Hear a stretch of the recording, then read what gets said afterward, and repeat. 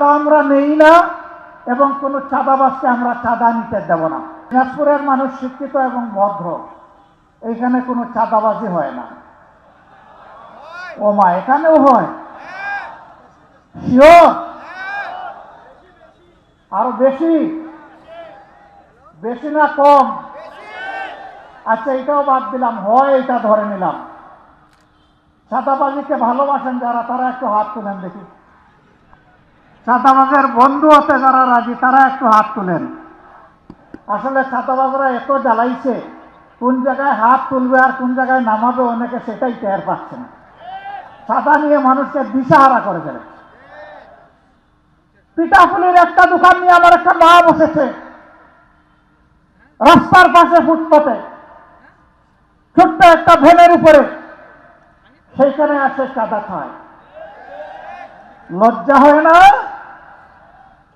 এই মাকে আমার দেশ এখনো সম্মানিত করতে পারেনি। পেটের কুটার জ্বালায় ক্ষুধা নিবারণ করতে নিজের ঘরে হাতের তৈরি জিনিসগুলো নিয়ে এখানে এসেছে বাচ্চাদের মুখে একটু খাবার তুলে দেবে, তুমি এসে ডাকাতের মতো সেখানে অংশ বসাও। লজ্জিত আমরা, লজ্জিত বাংলাদেশ। এই লজ্জার হাত থেকে বাংলাদেশকে আমরা উদ্ধার করতে চাই।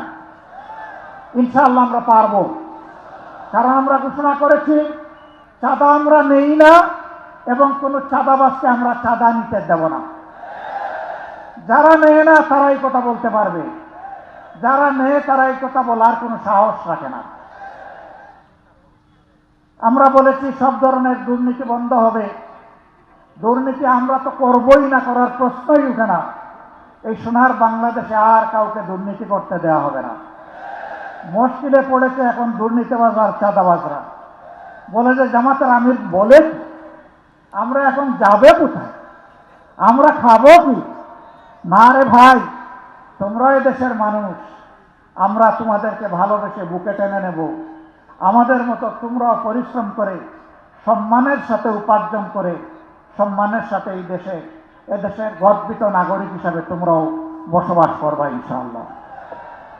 এই জন্য যত ধরনের সহায়তা তোমাদেরকে দেওয়া দরকার সব দেওয়া হবে।